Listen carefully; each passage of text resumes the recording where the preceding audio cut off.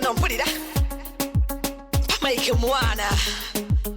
Shivana representing FARUG. Yes, we are back like we never left. We're just always in your face because we want you to hear from us all the time. We hope like you're subscribing, you're listening, you're commenting, you're sharing, because we want to know how you feel about the podcast that we do. Because we are Queer Twogere. She said what she said. Unfortunately, our other guest was not able to say what she said. But I know you're going to hear from her. And of course, she will say what she has to say. Yes. Today's podcast is a little bit more serious than the usual podcast we do. But it's also going to be fun. We're going to be popularizing the research that we did under the shadow of the AHA. It is about how the AHA is affecting access to SRHR services to LBQ women. So we did this research last year, and we are thinking we should also bring it to the podcast so that our listeners could know what's happening, how is the law affecting access to SRHR, or is even the law still there, because we don't know, right? It is there, so please. Today in the studio, we have very few people, but yes, we'll keep the vibe. We have... I'm Sao from AKP facility in Kampala. Thank you. Nice to have you, Musawa. We can't wait to hear from you.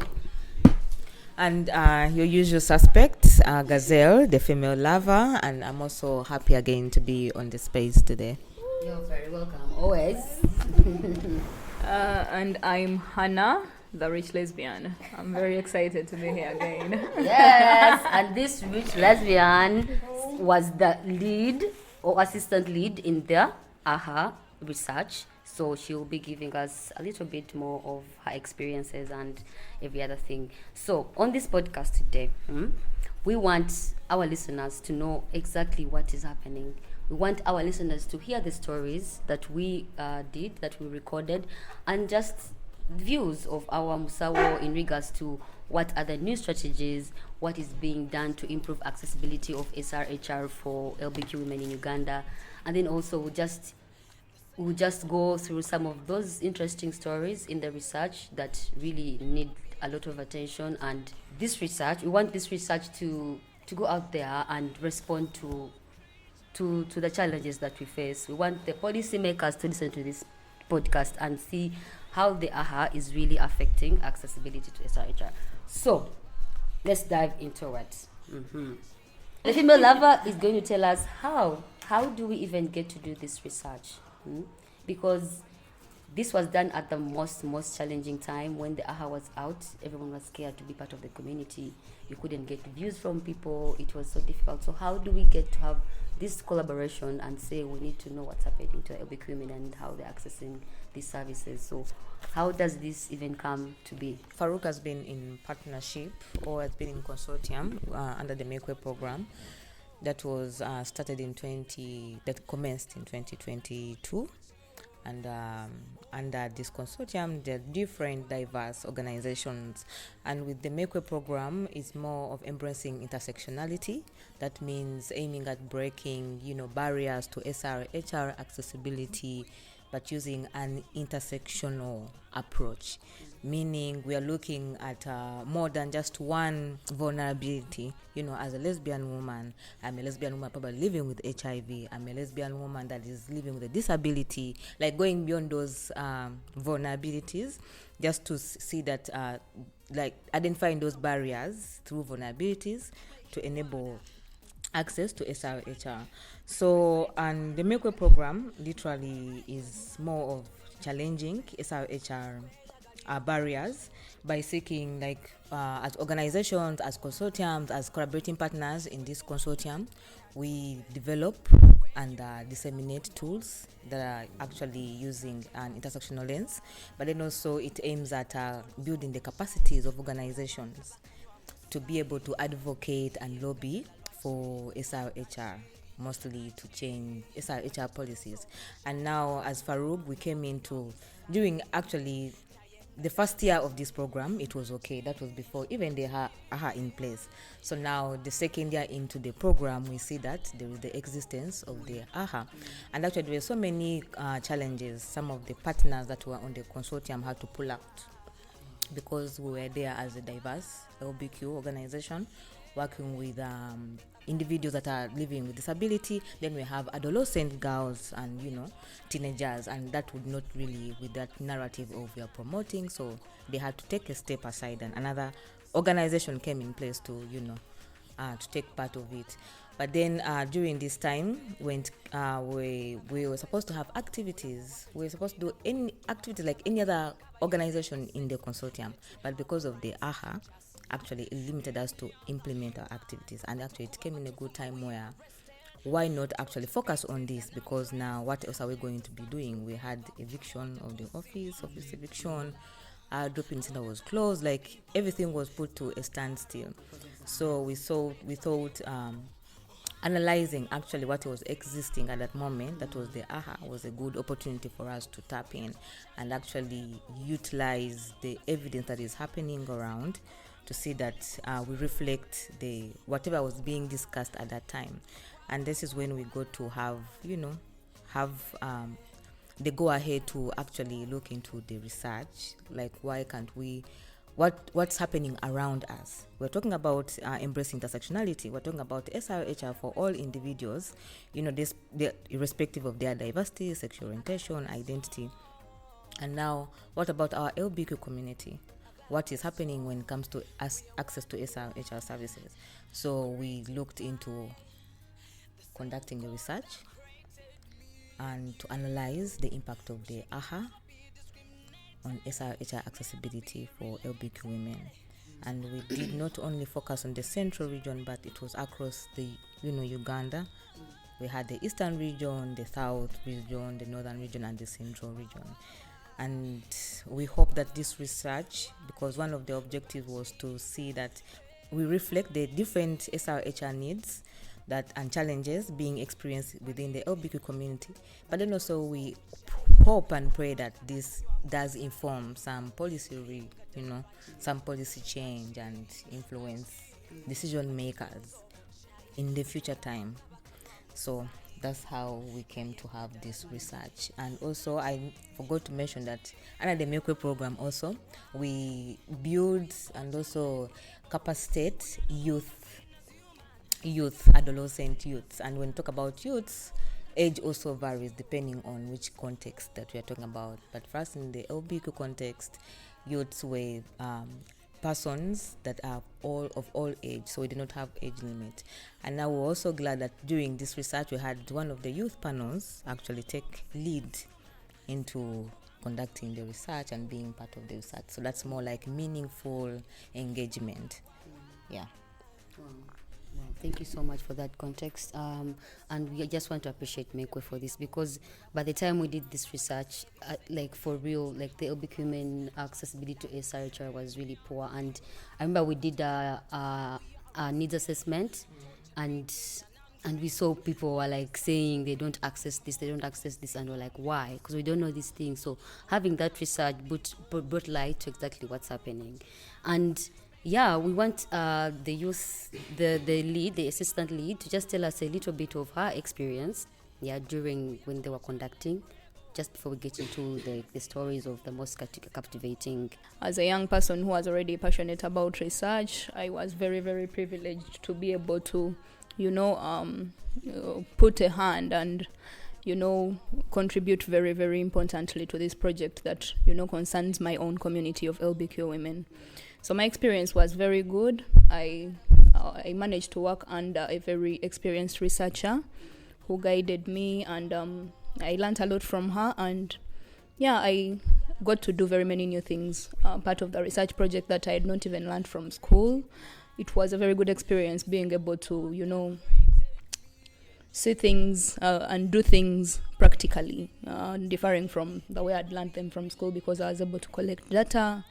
I was able to, reach out to people, interview them, and then be able to also be part of the dissemination. very, very practical aspects of things. And now I'm very glad to be on this podcast, to continue popularizing and actually making use of the research that we made. I'm very glad for the opportunity that I got. Thank you so much. I see we did the research from Kampala. We had Wakiso, Masaka, Mukono, and then we had in the Western Barara, Kasese. Then we had Eastern Bale and Malaba and Northern Lira and Gulu.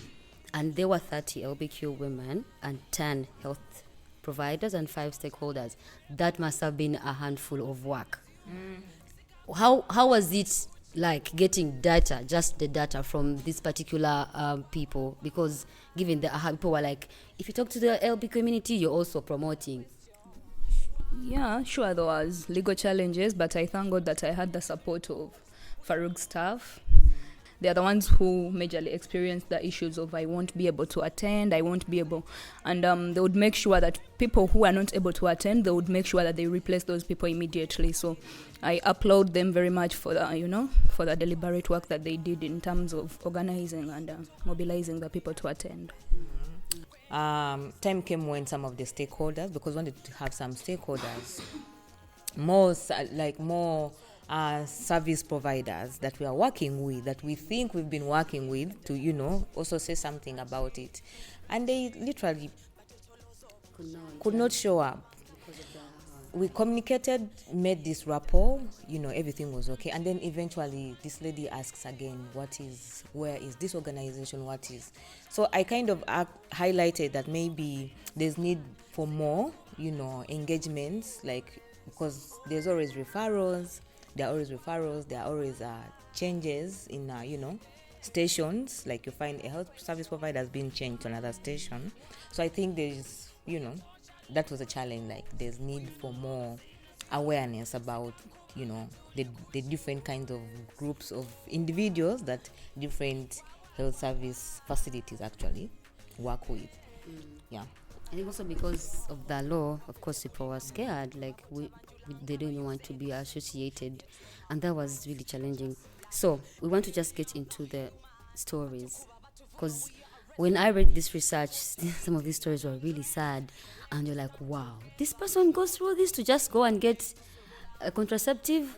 So we're just going to get into those stories, and our Musao here will talk to us about what is being done to change.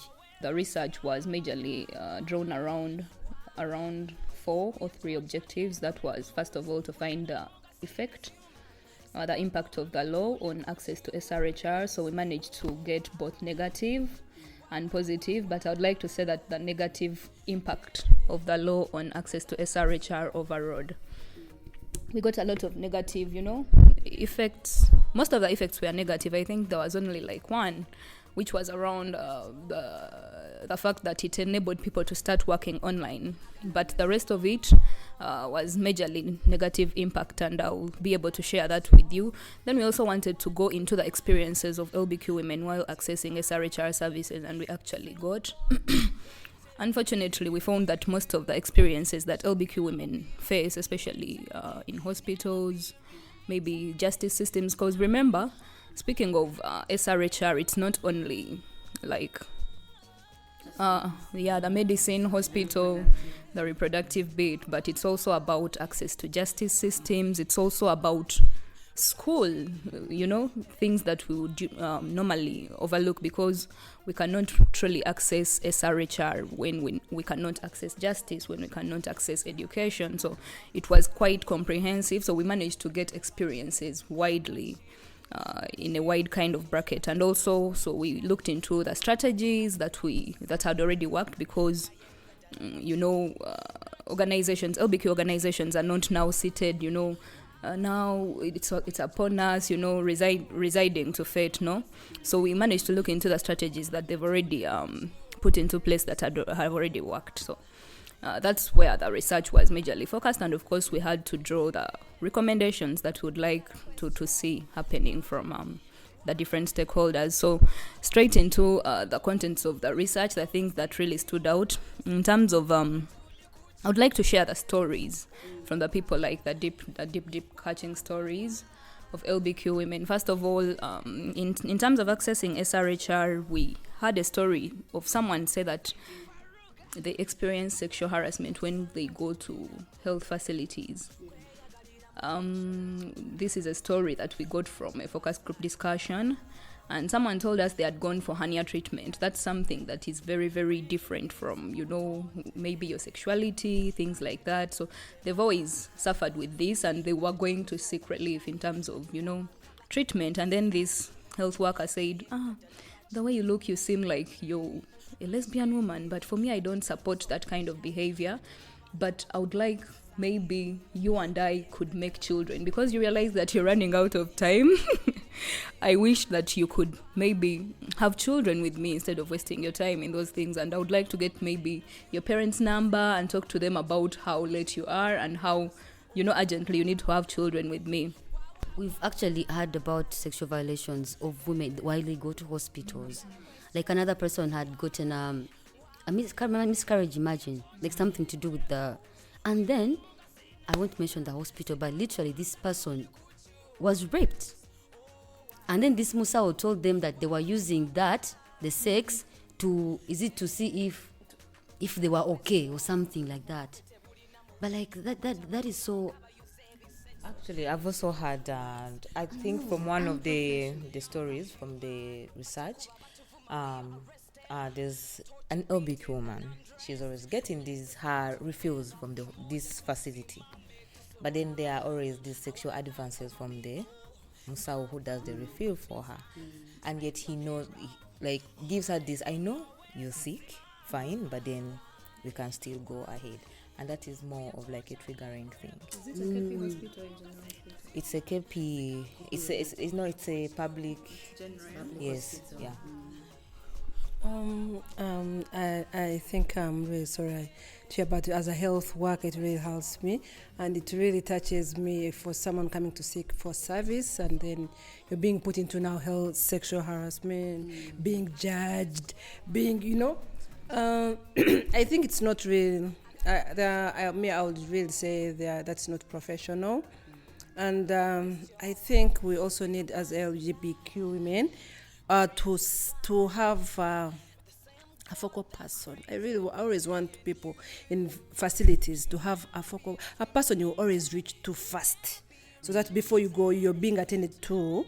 You have someone who understands you. You have someone in that area that I really need to go and seek this. That's why we always meet such when you go to general facilities, because they've had stories about LGBTQ women, they've had stories about, so they want to practice, to say, it's not even they want only to just, it's like not teasing, but they want to feel it. To correct the right thing. You're not this, you're supposed to be this person. So I'm really sorry to hear about that, but I think we need to get, as LBK organization, you need to get a focal person in most different health facilities, or refer to the people to the KP rated organization to really work. Yes, Anna. Yeah, that's very, very unfortunate. Yeah, and in regards to that, still related is conversion therapy in health centers, because people mentioned that another person mentioned that they went to the health facility. This was still through the FGD discussions. They went to the health facility trying to get a general body checkup, and then they happened to find a gentleman who was probably a Christian. And they tried to, you need to give your life to the Lord. You need to change from this life. You need to see the light. And this was really very, very disturbing, because you realize that people can tell the difference between a church and a hospital. Yes, if I wanted deliverance, I would go straight. And there's many churches compared to hospitals. Let's be guided. Yeah, so that is also very, very bad. I think, I don't know, I'm not into medical work, but I don't think religion should be mixed with health work. I don't know, people who bring religion to work. Yes, religion and work, sometimes we have different health workers, people have different attitudes, and they always, they run away from their profession to God's professional. God's work, to I God's mean, work, yes. because most times, yes, you can, this is where we call spiritual counseling, but spiritual counseling is in the way you've had someone talking, you've listened to the person, and then you really bring in the element of God, so I think that's related to someone's story, to bring hope, Yeah, hope. to strengthen you in what you're doing, or if there's something wrong that you really need, you want to commit suicide, you're like, no, God still loves you, and you have a purpose in this world, but not really to divert you from like, why are you doing this? Why are you this? Not really. God loves everyone, and I think it is not in the element of medical. It's not really part of that. And actually, I think this is the barrier that religion has on access to SRHR. That's why we have anti-rights movement saying they want to correct the world in terms of African values and family values. This affects how we get services. I've also been in one of those meetings, and I heard that hospitals are refusing to, accept things like abortion services, lubricants, because they are faith-based. Yes, we are Catholic-based hospital. We don't give condoms here, however much you try. So religion is still a very big block. Yeah. What happens to a sex worker or an LBQ woman who goes to sex services when they're already deemed immoral and ungodly? They have to chase you away. Which brings me to the other point of people saying that when they went to seek services, most of them actually, when they went to seek services as LBQ women in hospitals, they were ignored.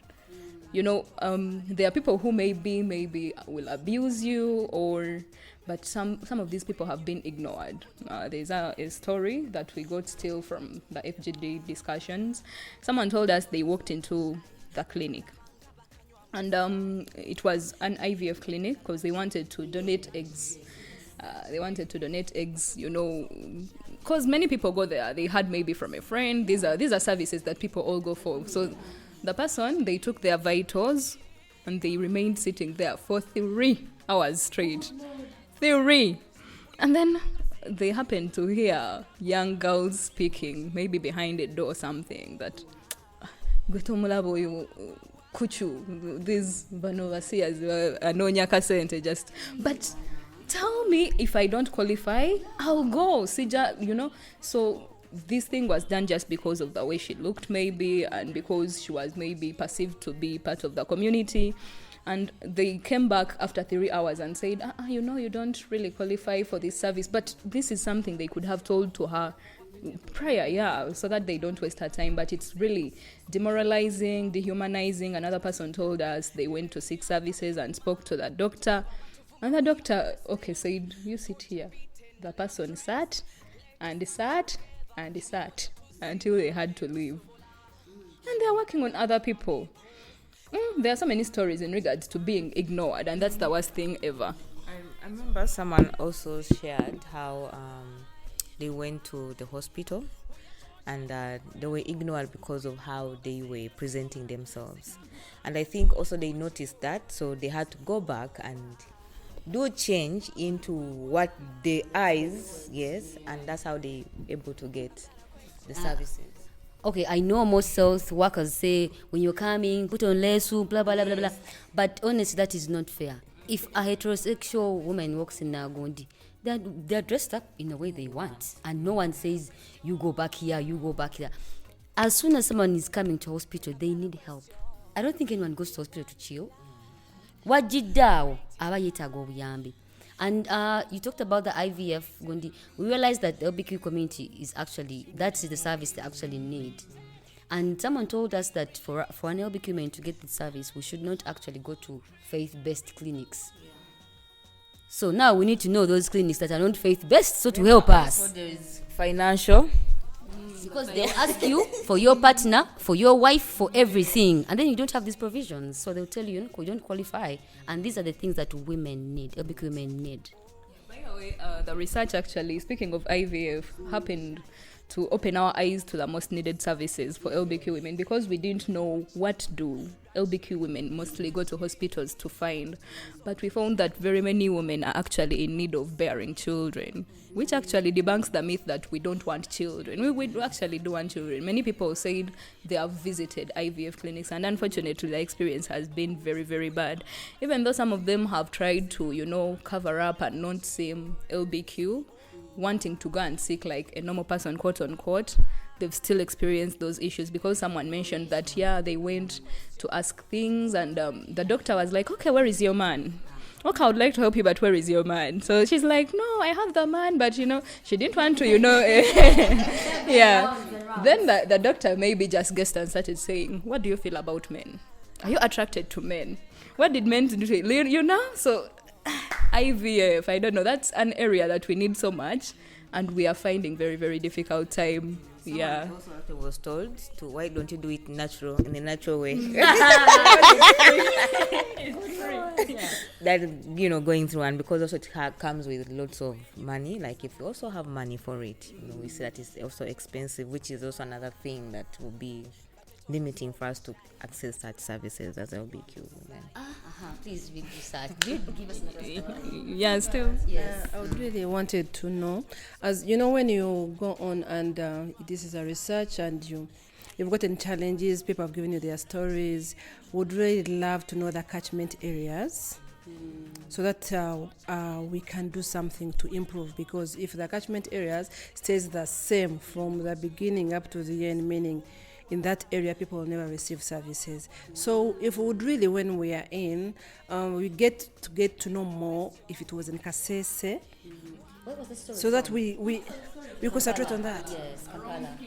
You can now if it's in Kampala now, we need to sit down and get to know why really people health workers are still in that era. Are they KCC hospitals? Are they government hospitals? But even if they are government hospitals, really trainings have been done onto them. So we need to put more emphasis on creating awareness on that. And then for the IVF, we need to really, I think we need to make more research, and we get to know, because they are not the first. There are very many who have already been approaching me, and most times it includes a lot of money. Yeah. So, but we need to find if any organization will come out, FARUG, if you can say, let's go and visit fertility center in Kampala, and we really get a person who is known, and we talk to the person, and you really bring in that, and we develop something. I think that it will be easy for everyone to go and suffer, going all over around, talking about you, asking for your women, for your husband, and of which we really need to. So I think we need to think of that. Centralized, yes, and you always give a referral. And they're trying now that way, as you said, they are trying other ways. There's where they went and was like, now you have a brother whom you resemble. Why don't you take your girl? I was like, now they came to seek advice. We're like, no, that one would be in the what? Would be in the chika. We'll stay there, the blood. I was like, not really, don't rush for that. Let's first see if you can get somewhere.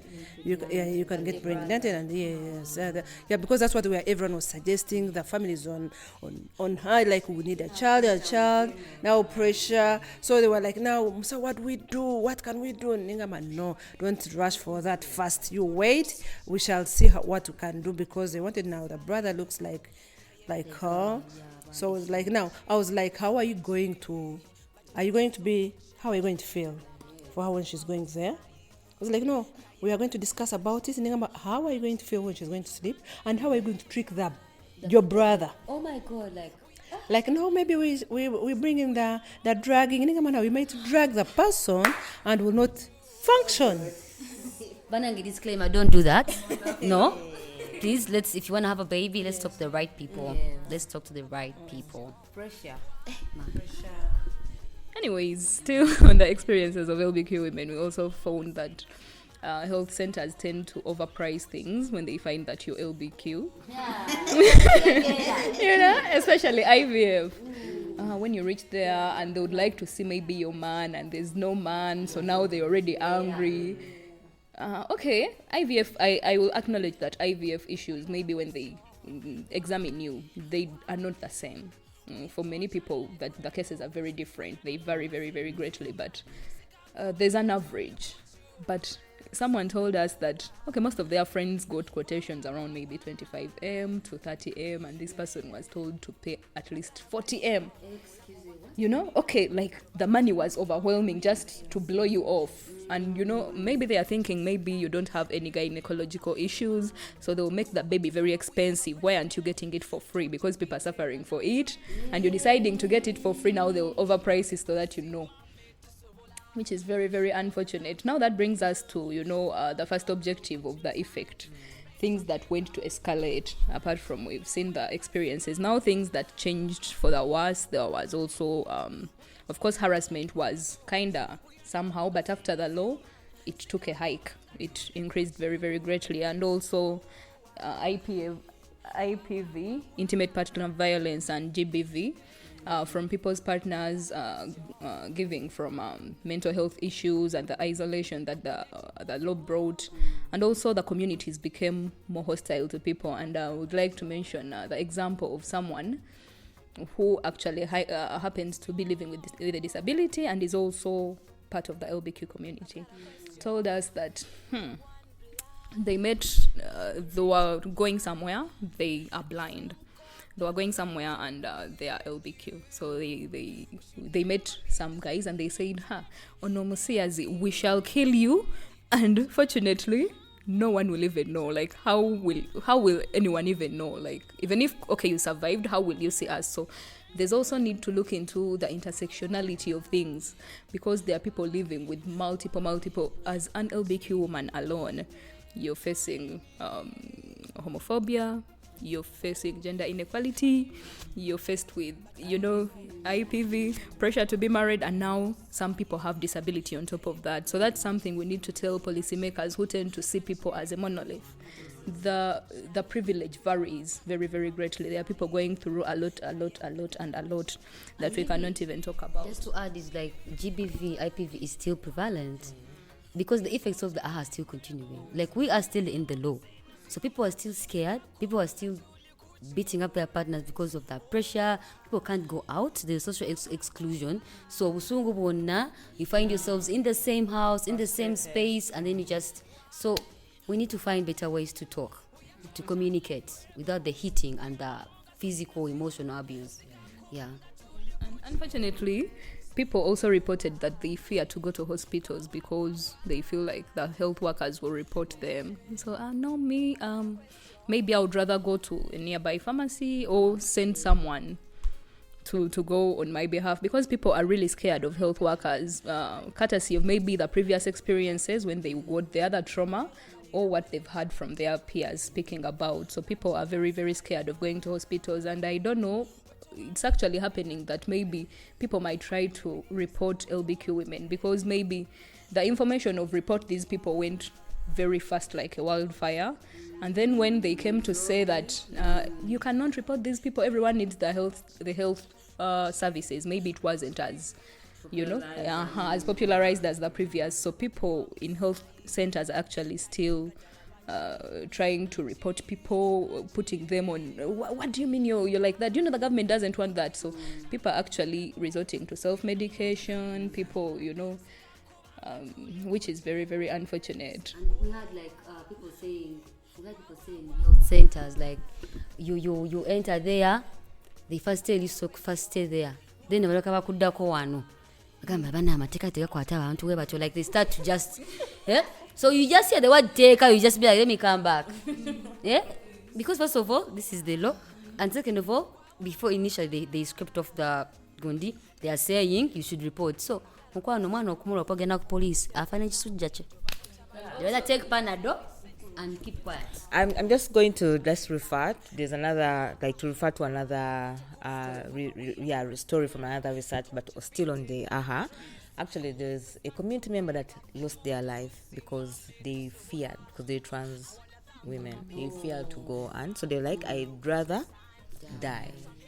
So they lost their life just because they were fearing to go to the facility. That thing of fear, There's a story still on the research that drew us back to COVID-19, even though the law came after COVID-19. But someone told us they had a partner who actually looked more like a man, really like a man. So when they took them to hospital and they happened to, because it's COVID-19 and the person is short of breath, so they had to open, and the person was looking like a gentleman. I mean, they had to open and found boobs, and instead of working on the person, every doctor walked out and some of them were jeering, moving away, like they were so much in disgust because they saw boobs on this person. Like, why don't you ask about that later and first save this person's life? People walked out of them and they did not get the help that they wanted.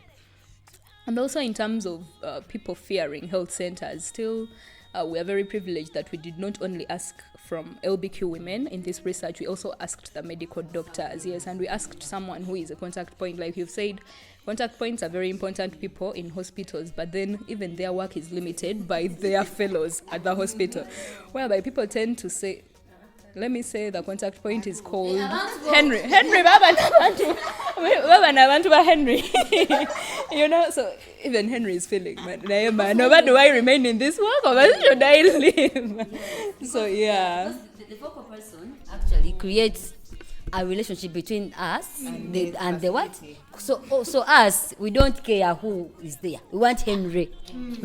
So imagine if other people are still biased, Henry is going to be in trouble. Yeah. So he's not going to want to work anymore. Yeah, they want also to live a privileged life, and when they're out of work, they will still call Henry gay, just because he's associated with gay people. Henry nabantu babali gay. Henry simanyoli gay. Those are the things that those people told us. They're also experiencing a lot of discomfort from their fellows. So health workers need to do more. Even if you're not the contact point, make the contact point work easy. Yeah. So I was asking Mama Musa about this fear of people about Chogena Mudwayo. Because I remember I went to that clinic before, Edda, and I had an infection. But this whole thing of categorizing us, because we are KP, we are all KP. I'm not a KP, or like I'm a different sort of. Yes. So I told this person, and then while they were giving me like the diagnosis and the whole treatment, I'm like, gendo, like they call me a neko. Gendo, guleguno teke wansi wali like that. You get, like, there was no love, but yeah, like they just assumed I'm a sex worker. You get, because I came with this other problem. But again, now just again, I'm gonna take care of it. I'm like, now if you think everyone who's coming here as a sex worker and saying, well, I'm actually not a sex worker. Yeah, so how is that? Like, how do we get people to come out to hospital? Rachi Bacha. Thank you. I've really had all the experiences, and I really get touched. Someone being chased. Some. Ridiculed. Yeah. But the attitude of health workers, it has not just been started. It's been there for a long time. As I told you, everyone has got an attitude, and as anyone can be. Yes, one comes from home. When is this? But however, I always tell people we all had to swear to serve. That is what the ethics. You have to serve everyone, regardless of who you are. You're supposed to serve, and that's why we have the rights of patients. The patient's charter. It is always that you have a right to seek service as patients, and also you have an obligation as a health worker to serve the patients. So most people run away from that, and they have forgotten about it. They use their personal values, they use their personal feelings. Now, if I'm in a Catholic-based, what happens if I offer a condom? Will God curse me today? Apparently. If it is just only, I think, the heart of people. Because I think we have all their faith Catholic clinics that have given lubricants. The person who serves there is like Dempaku lubricants. I'll give them from my office, my corner. But I'm like, now, if the bishop comes and passes and finds it there. I told her, like, if the bishop is passing and sees, we cannot fail to serve people because of our faith. But if one calls me and is like, can I have a rubricant? Then I will call and where I keep it, it is there. The fear that people usually get to know, it's their past experience.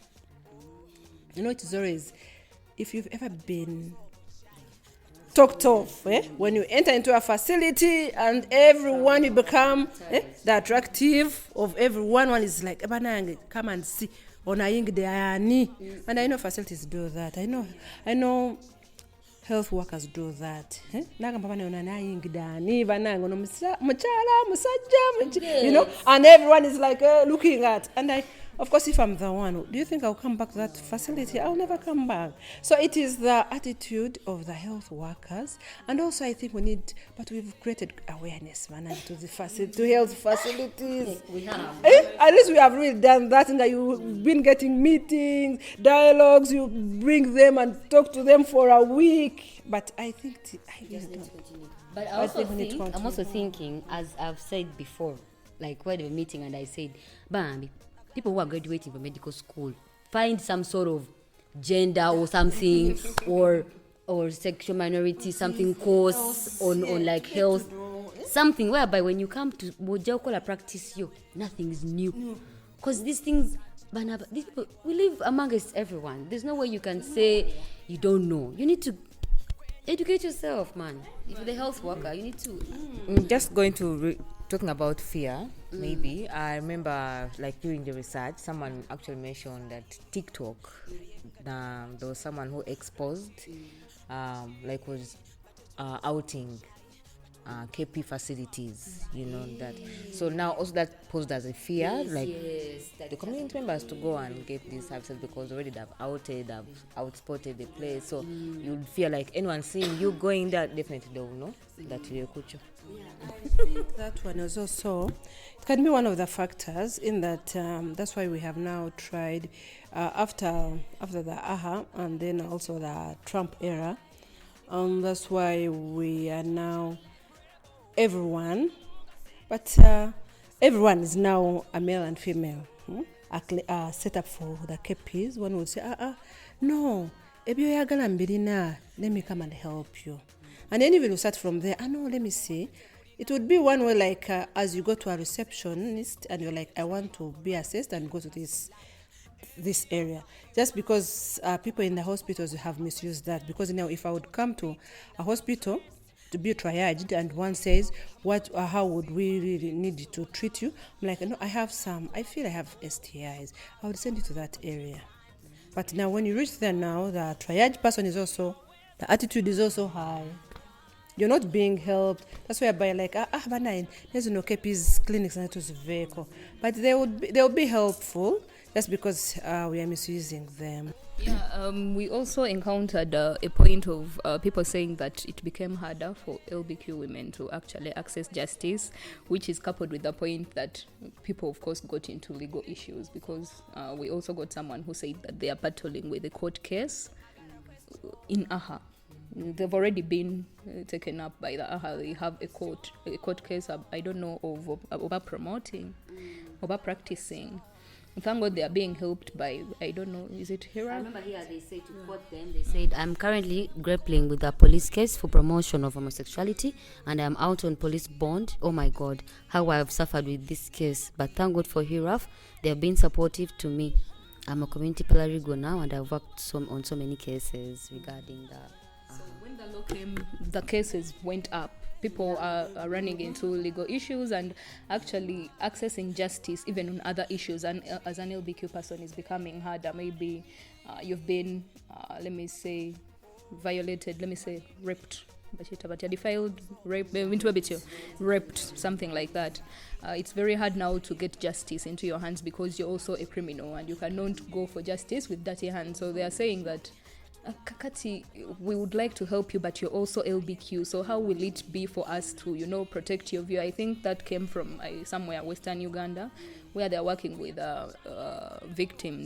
survivors of human trafficking, sex trafficking. So they are trying to go to police stations to actually seek justice for these people. And the moment you mention that she's LBQ, then police is no longer interested in helping you because you're also a criminal in yourself, so they wouldn't want to pursue justice for you just because of that, which is also very, very, very terrible.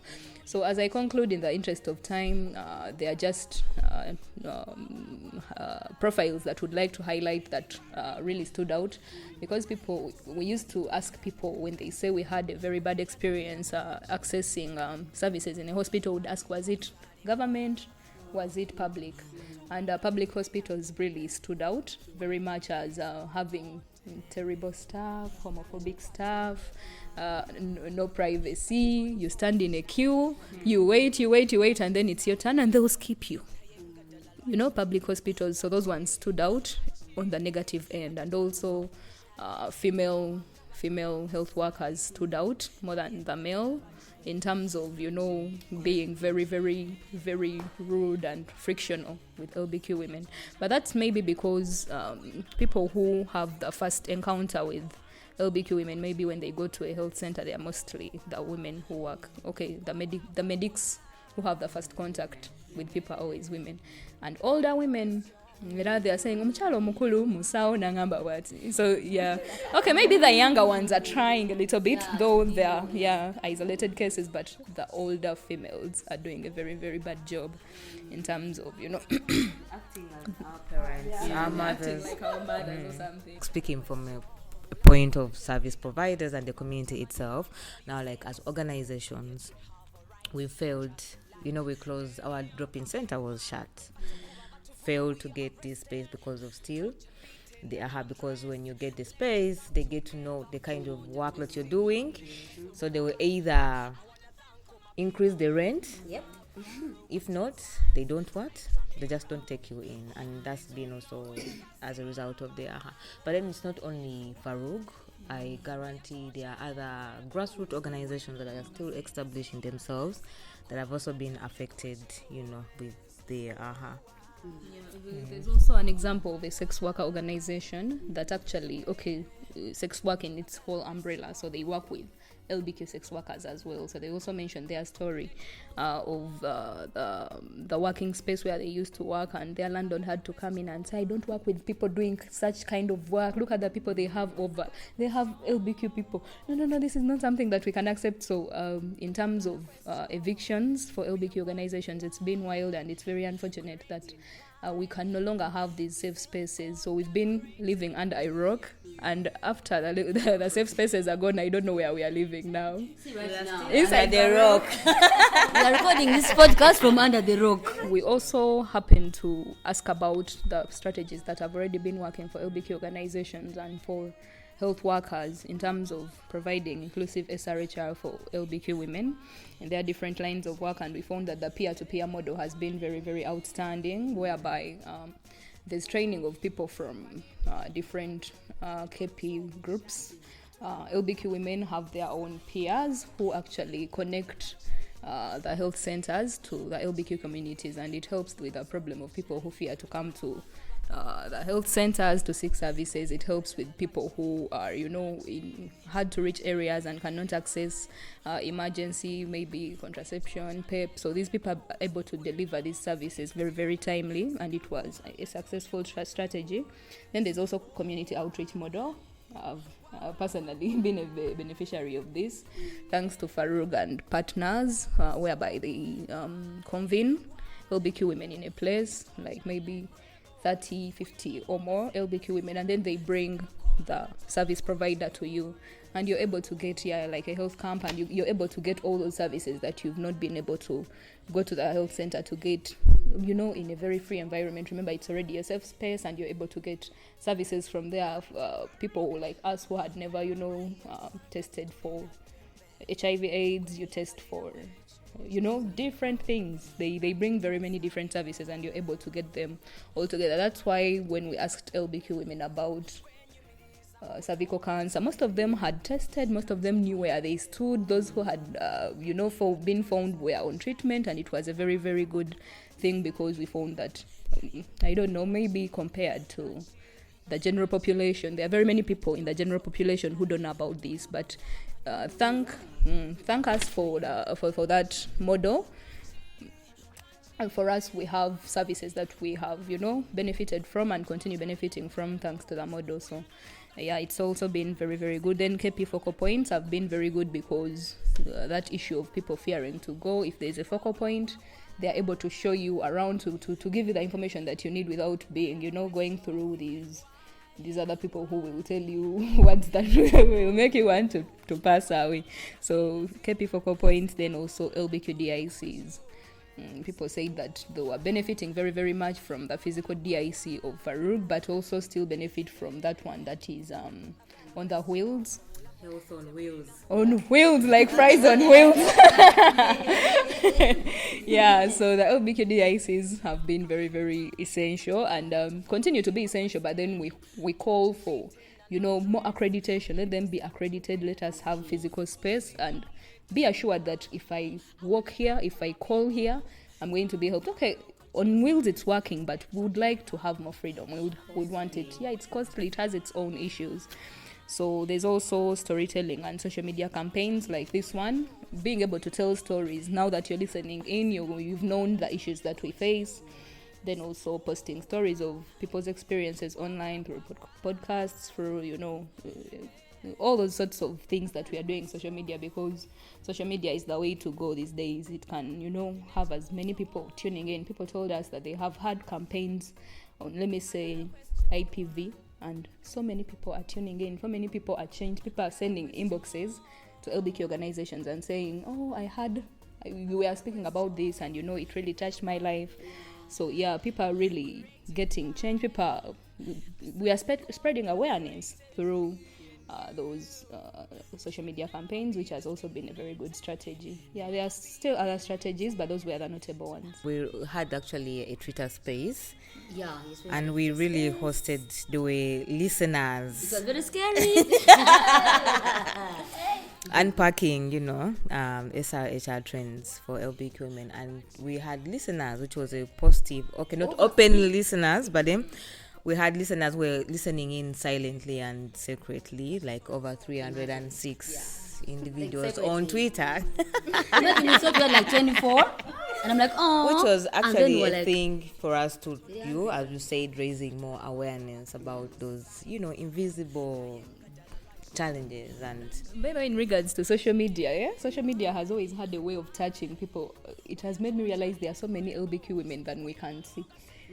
There are people seated in marriages and they are inboxing people and saying, when you talked about the other issue of maybe queer parenting, it really stuck with my heart. I'm like, there are so many people out there who are being touched by these social media things, so they are not to be taken for granted. There was another person who was going through an abusive relationship. I think they were married, and then I was called by like someone, and they needed a lawyer because they were, I think, bisexual or something. Yes, they had on social media. Like, it's so sad that so many people are going through things and they don't know where to get this help. So we are doing this today and saying, listen to these podcasts and just know what's happening. So to get the strategies that were made, right? And this is where I need you, Musawo. So we talked of the peer-to-peer model. Okay, everyone. Community outreach, focal points, focal persons at the health centers, LBQ, DICs, personal and digital security, mental health support spaces, storytelling, and leveraging on local allies, and then social media campaigns.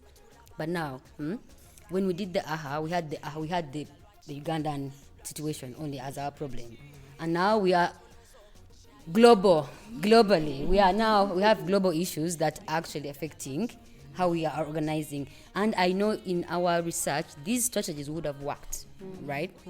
But now with the freeze, because the man is, what's going to happen to all of these strategies? Because now, peer-to-peer model, if the funds were cut to support this particular model, what's going to happen now? Yeah, so how are these strategies, or what is the new strategies in case these ones don't work out? Yes. Thank you, and I'm really grateful for the strategies. I think all the strategies were in my. I had them, especially the peer-to-peer model. It has been a great one, to the trusted peers. I always put trusted peers, okay? Yeah, the trusted peers, because most we've gotten some cases from peers who are also spread the news, who have who have not delivered very well, you know. So the peer-to-peer model it has worked, but it will be due to the people, the community, to select and say, we need Amal to be our peer. Because she can do it very well. She will deliver our drugs very well. She can keep our secrets. If I'm HIV positive and she has delivered my ARVs, it stays in her mouth, not everyone. So we've gotten the peers who are not trustworthy and who have really who have brought a stigma.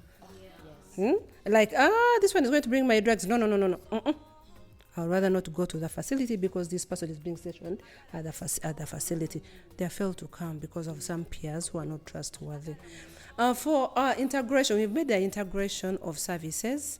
This is whereby we need... Is that a new strategy? Yes, a new strategy, integration of services. In that where we've been going to the community only to test for HIV, now we have to do all. We shall do HIV testing, we shall provide PrEP, we shall provide lubricants, we shall provide condoms in the same area, at the same time. And then we shall also do the counseling, the sexual counseling. And if the space is really conducive, we'll also do cancer screening. So there is integration of all services. Running at the same time? At the same time. Is that okay? Yeah, it is. In that now, because nowadays we don't have the funding, me to come back to the community, I've come to test for HIV. And I've come, okay, we're going to create then the next week we shall come for what? For prevention services. Oh, the next week we shall come for a dialogue. No, there's no funding. So what have we done? We have integrated of the patients. So we've made the integration of all services. If I come to if I have made a mobilization, I'll give there's someone who's going to give a health talk and talk about prevention services. As you're doing prevention services, one is also doing the HTS, is testing the people. And then also you're also getting people who want to have concerns. For us, we need commodities. And then there's someone also giving the commodities and explaining how they are used and how consistently they are used. So it has helped us in this area of funding where it is not there. Yeah. Is this integration, have you actually mogede n'abantu? Like, do we know about this integration? Because when we were in some other meeting, we had people asking questions like, so actually I asked the question. So if I go to a center and I'm like, so my girlfriend gave me gonorrhea, is the Musa going to be like, oh, then they're going to know it. What is it? They're not going to chase me away.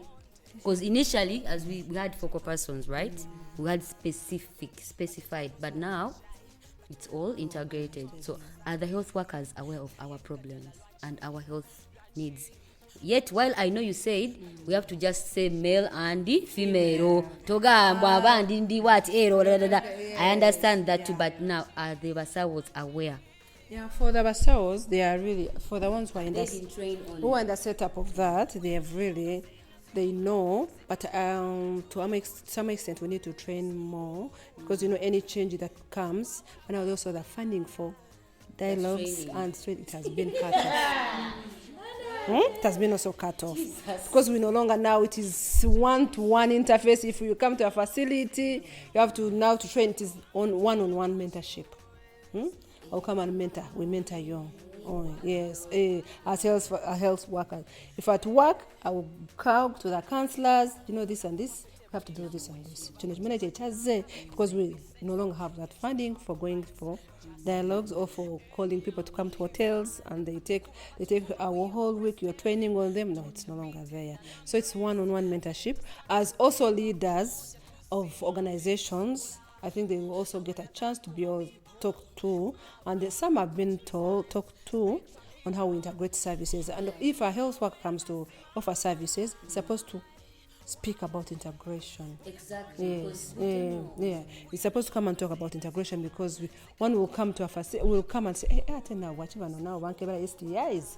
Atenga ateseba subject. Why are they screening me for this? So we have put it into one. Come on, we have the 9th thing. You have to the service rating services that we have to impact in one thing. Yeah. I remember in our research that thing came up. Someone who had encountered a situation of integration, and they said, I hated that they were forcing me to undertake, I don't know. Just do what brought me here. I don't want to know. So it requires a lot of skills for you to actually get people to accept those services. I went to the hospital and I wanted to test for. Then the battery banzijako HIV. So the person was really, yali ayomaga lwaki banzijako. Tebamunyonyodde, but they just like. And I think that was the weakness. That was the weakness of the health worker. But in normal sense, when you get a patient and you interface with a patient, you have to explain of what you're going to do and of what is happening. We shall do. Yeah, because as a patient. Yeah. And now that those are the general hospital was taking like next, next. But then when you read, that's why I was talking about the focal areas, focal persons. If really a focal person would come and comes to the clinic, I would have to get time and explain to you of what will happen. We do not have the funding, but we also want to give services. In case you really need to test to be screened for TB, we can do that. If you need to be screened for STIs, let's do that at the same time, and then you go with a package at home that you feel you're comfortable with. So the integration is real. With the funding that we have, it will help. It has really helped and it is working for us. However, it has also limited our clients or our people in that in areas you would go where they do not have that service. Now you need to do the referral. You have to refer someone because that's we're emphasizing on referral. In case we do not have a service, please refer to where the service is. That's why now we need to create awareness to the people that this facility offers this. They offer these services. This facility offers these services because I might make a referral that you go to Naguru and when it is not there. I might go to a KCC hospital and when it is not it's not there. So we are still making a directory in that we want to come out and people always call and say, that directory is do we offer proctology at this facility? Then we shall do what? Then you say, I'm like, no, we can offer it. Then one person, you refer that person.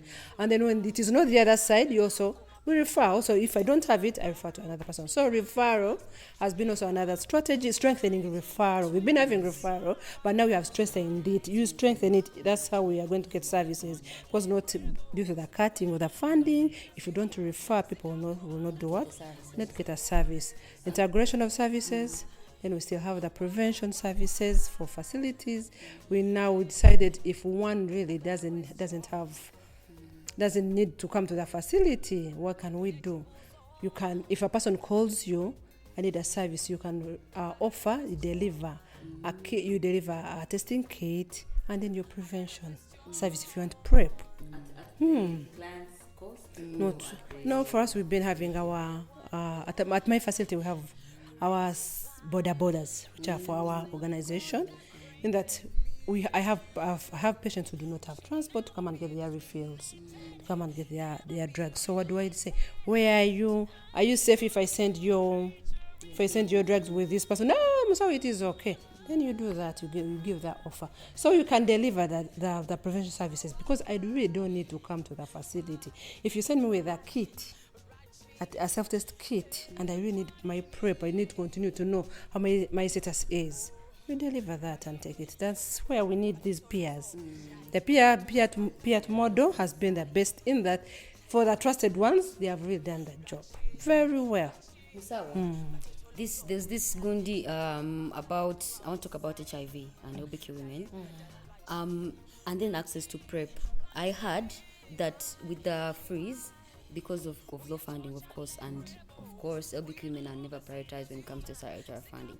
So I heard when someone gets pregnant, like with the PrEP thing, you have to be given PrEP only if you're pregnant. Actually, yes. Is that true? On that. Please clarify on that. People are asking PrEP out there.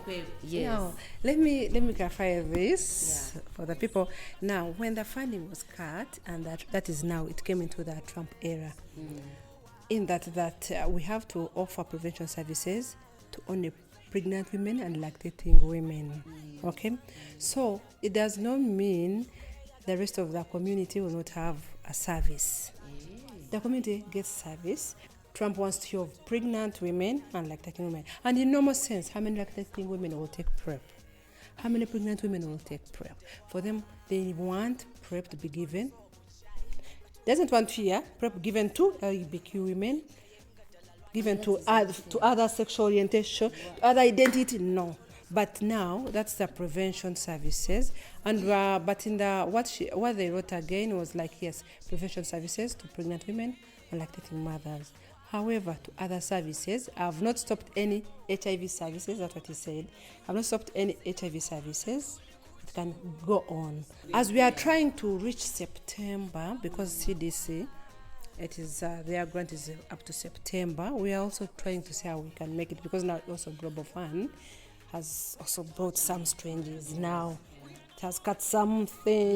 They are going to rectify, and they will give us a feedback. But they've been in meetings. UNFP. Yes, they've been in meetings. So we're also still waiting. If it says we only need lactating mothers to get prevention, so we're also still there. So that's the discrimination which is there. But we hope that things will move on. But however, we're still getting services, as we have been getting. The SRHR services are still available. Peers, please come and get. If one needs a service and cannot reach the facility, come and pick the services. Are you training the peers? Are you training the Yeah, peers? the peers have been trained. Yeah, trained. The ones that have remained, they're trusted ones. They've been many, but now they've been cut. Yeah. Even the funding has also cut them, so they are no longer there. So the ones who are there, they can really do that. Do you guys have any other strategies that you can share with us? I think I'm speaking like as an individual. Constraints seeing from our organizations, even the facilities that we go to, I think as individuals we need to also economically see what we can do so that we are able to sustain ourselves. Probably if the facility was giving me maybe the warmers for free, this time round it's not going to be there, but then I have some 1,000 that I can be able to access, from the facility. I think economically empowering ourselves to access this service. Yes, Hannah, amid this AHA and the breeze and SMART and everything else going on, how do you think we can improve on accessibility to this SRHR success as women? Okay, this is kind of, I don't know, but you mentioned that you were wishing maybe each health worker who graduated maybe medical school, who went out of their way to look for some kind of knowledge. And this is not knowledge that you will find everywhere, because it might not be context specific. So I was thinking, why not us use this research that we already got, or the contact that we have with our people, so that they tell us what they would like to see in health workers, and work with KP hospitals, maybe Lago Hospital. Okay, like these people who teach medical school, and KP facilities, and then LBQ organizations, so that we can develop a self-taught course for people to undertake and earn a certificate. It's more sustainable, because every day we cannot be inviting people to Mestil Hotel, to Protea. Now they are eating lunch and benefiting from a 2 weeks training. The training will be online forever, and people are able to get that knowledge. It could be like 2 weeks and very comprehensive, and detailed and fed by the experiences of the community. I was just thinking about that. You made it run into my mind. Yeah, I remember I said that thing. That policeman kept saying, yeah, because imagine if kati aba medical school one ngamani about every issue. But also we should be aware of the rise of the anti-rights movement, who are trying so hard. They are actually they are providing scholarships to kids to go and do further studies on other things. Go gender studies, the opposite of gender studies. Family values, you get. So the corruption is just too much. So, and also another strategy I would think would be very great, very, very helpful is the allyship. Leveraging on the allyships we have. Because so many things that we've done have been because of the power of allies. When the AHA came, we were like literally on our own. So the people that stayed and worked with us, the media, the medical practitioners, all of those people really did a very major job. And that's why we have this AHA, right? This research. Yes, so the power of allyship. And I think also we should also look at now, like for organizations and drop-in centers, look at sustainability in case what does sustainability look like. So I think what we already mentioned, as Musao mentioned, some strategies, I think. So looking into like the peer model kind being a sustainability, so more of sustainable. Also, I'm thankful that we undertook this research as FARUG, but I would also like to implore more LBQ organizations to undertake research. Because for me, thank you, kudos for the research, because for me, honestly, it's not one time that I've encountered someone say, you people there, how many of you?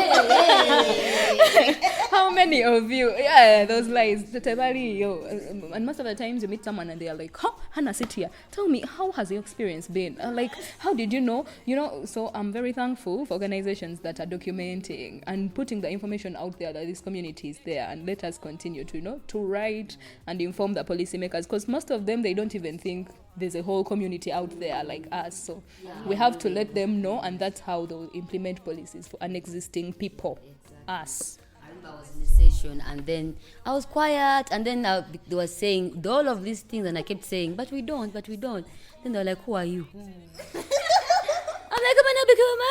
It's like, the problem, you guys don't tell us, because we've been like made to feel that way. Like we are shrinking, like you have to be in a space and just shrink and don't say anything. But let's use the power of voice. Yeah, let's use the power of voice and narrative, because I was able to now share our research with the people in that space. Because I told them, no, you guys, we even have a whole research.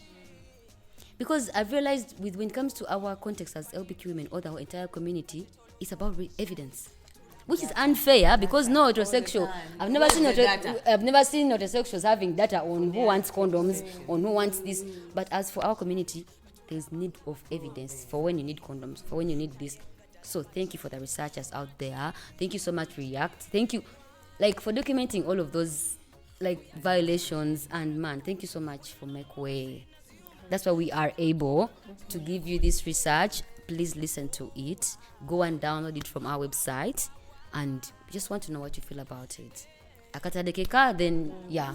Akatalekeka, I would really want to, as funding is going down every day, because we are really also, as where we are thinking the funding is getting over. And there are some other things they are going to start funding. And yes, thank you for that research, because I think if we can go into research, we can get more money in research. However, we also need to sit down and think, in case everything has gone, what can we make us as FARUG, as the community, to stay, to serve? Are we going to close and we go to our home and we leave the people that we've been serving die?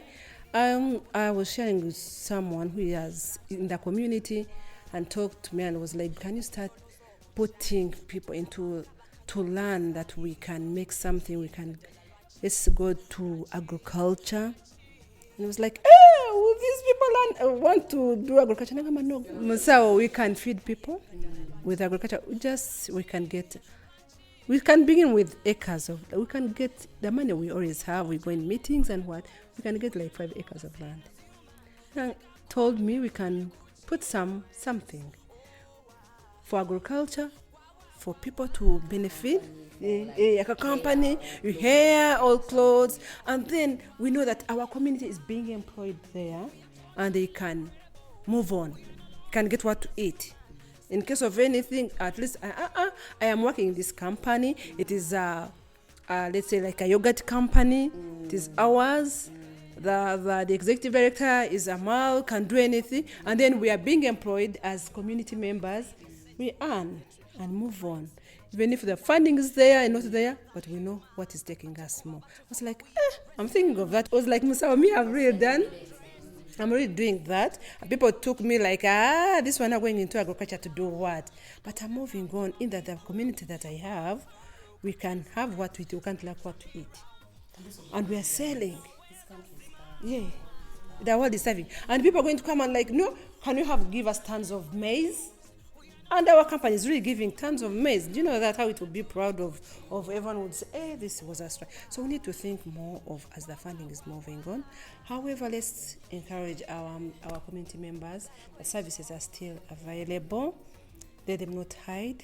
Let them not really think that we are out of, because I got people are calling, hey, are you still people there? Have you closed? They think we have closed. I'm like, no, we are still working and we are there. So it's really create awareness to the community that where we've been getting services, they are still there until we will be communicating. Akatalekeka onange. I'm not going to be different from Musawo. Musawo is around. Services are still there, so don't get caught up, locked up in your room, and then you don't, go and access services. I'm just urging all listeners, anyone there, to continue, be brave as yourself to go and seek because it's your right to access health services. Yeah. I would like to add my voice to Musawo's voice in regards to sustainability and how we can continue funding our own projects as the community. And for me, I've always been thinking about the idea of social enterprise. People are thinking, either I'm in NGO world or I'm in business world, but you can combine the two of them. You're creating impact for the LBQ community and you're also making money in business. So you can make a business that is actually benefiting your community. So many farming, recycling, even to Vinji, so many things that we can come together to do because we already united. That's a creative. Yes, social enterprise is the new way to go. So let's embrace that. It's very sustainable. It will fund our movement without us putting our hands out every day. And also, I would like to urge our leaders, the parliament, and the president of Uganda to please remove the law. We've taken a whole, I don't know how many hours talking about how bad it has been to us. Please listen in and do the needful. We be crying out loud for it to go, and there's nothing much that we want than it going.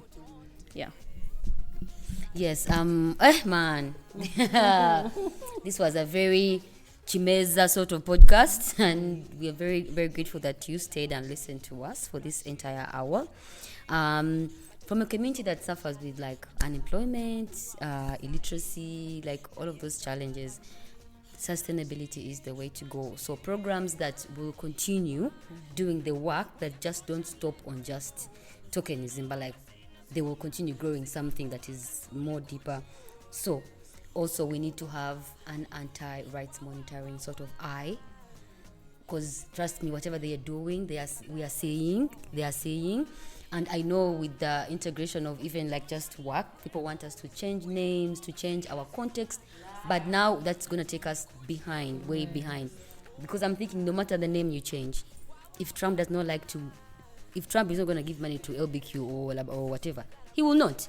So even if you change your name to what, Mukwano.